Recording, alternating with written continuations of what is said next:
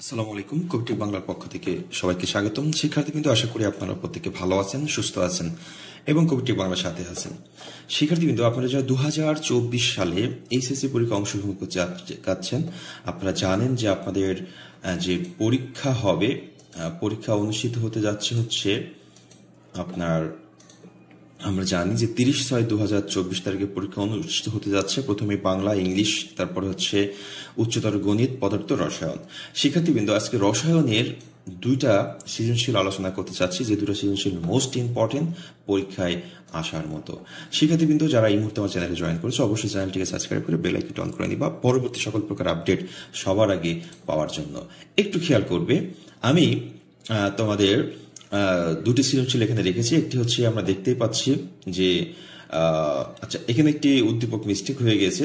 হ্যাঁ, উদ্দীপকটা এখানে আছে, একটি উদাহরণের সাহায্যে আলোক সমানতা ব্যাখ্যা করো, উদ্দীপকের বি যৌগটির অম্লধর্মী বর্ণনা করো, উদ্দীপকের এ যৌগের নাইট্রেশন যৌগটির ক্রিয়াকৌশল আলোচনা করো।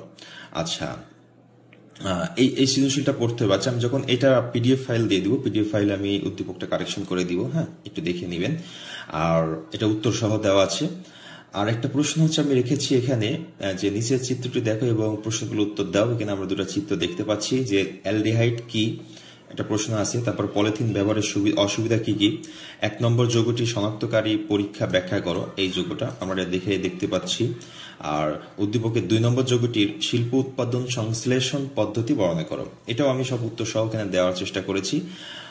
তোমরা এখান থেকে পড়ে বোঝার চেষ্টা করবে। হ্যাঁ, আর এই ধরনের যে সৃজনশীল আছে, এখানে যে গঘয়ের যে নিয়মটা আছে, গঘয়ের নিয়মটা হচ্ছে মোস্ট ইম্পর্টেন্ট।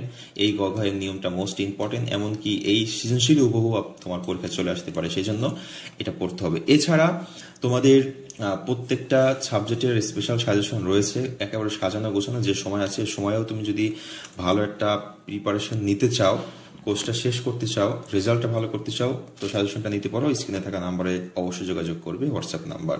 সবাই ভালো থাকবে, সুস্থ থাকবে। কোনো একটা ভিডিও নিয়ে আবার হাজির হবে।